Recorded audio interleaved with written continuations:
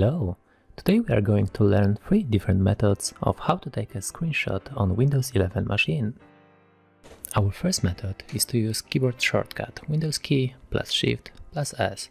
As you can see, your screen will dim and you can then select part of your screen to take a screenshot.